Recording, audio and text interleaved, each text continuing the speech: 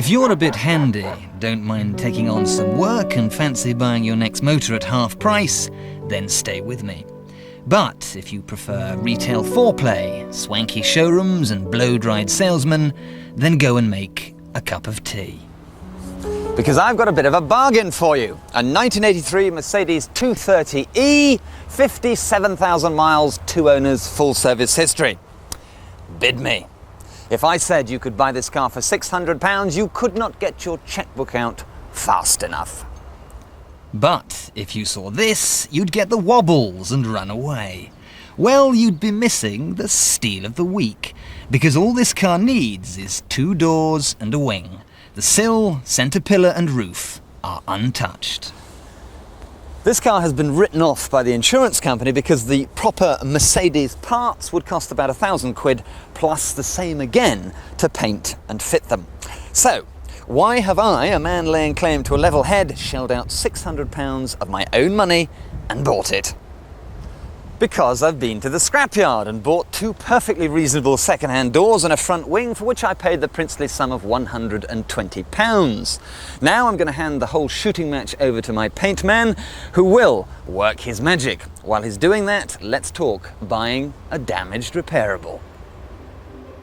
You might be surprised to hear me suggesting that you should buy an accident-damaged car. Well, there's a reason. Insurance companies always fit brand new parts and use proper approved body repairers, which adds up to major money. So often, quite reasonable cars like our Mercedes get written off because the repair costs are too high. But, and here's the loophole, if you fit perfectly good second-hand parts and have a tame and cheap paint man, then damaged cars like these take on new and urgent possibilities.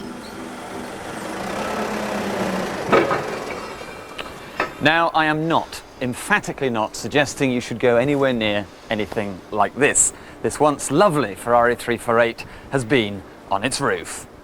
So walk away from anything that's got major damage to the suspension or the shell and leave it to the specialist repairers. This is one car you will not mend at home. There are 4 categories of write-off, A, B, C and D. A are burnouts, like this Reliant Scimitar, fit only for the skip. B is badly damaged and twisted, suitable only for breaking for spares. C means that the cost of repairs is so high that it exceeds the car's pre-accident market value, but is still safe to repair. Finally, there's category D, which are lightly damaged cars that are relatively simple to fix. And it's in this category where the really juicy bargains are: stolen recovereds. That's when a car is stolen, it later turns up, the insurance company pays out for it. Now this M-Reg Micra has done 20,000 miles and is a stolen recovered, but the damage is very, very light indeed. All it needs is 1 front wing, a headlight, a bumper, and the bonnet will repair. It would cost you about £300 to do that. So to buy this car in its present condition would cost you £2,400. So all minted and mended, it would stand you at just under £3,000, but it's worth £4,500. So what we're looking at here is a little red bargain. So when you tot up the savings, it's small wonder that hundreds of lightly damaged cars like these go back on the road every day. Some, however, should never see tarmac again. Some cars aren't any good. Some cars shouldn't be repaired. But cars that are repaired properly are just as good as anything else. What about the process of looking at adverts and listening to descriptions on the telephone? Never rely on a telephone description. And when you look at a photograph, they've usually taken the picture of the undamaged side. So another thing is, if it says that in the advert that the vehicle drives, don't take it that you're going to drive it home, because that means it drives around the yard. Best come along to look at the vehicle, choose the vehicle, and then get on the telephone and price second-hand parts. Parts are readily available. It pays to cost it all out before you enter into the agreement, really. The average person would probably get a stolen recovered vehicle on the road for 60% of its trade value.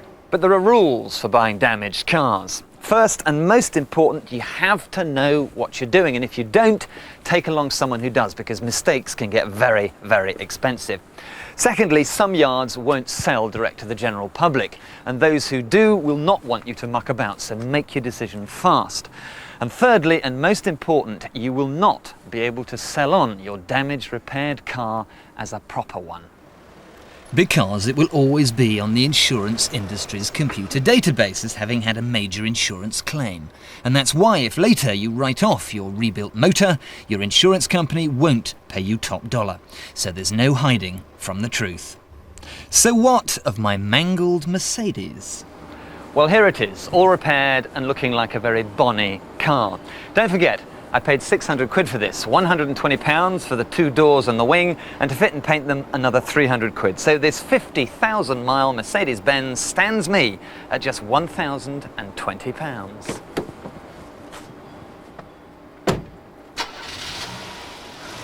And I can pride myself in knowing that what I've just done is the ultimate act of recycling.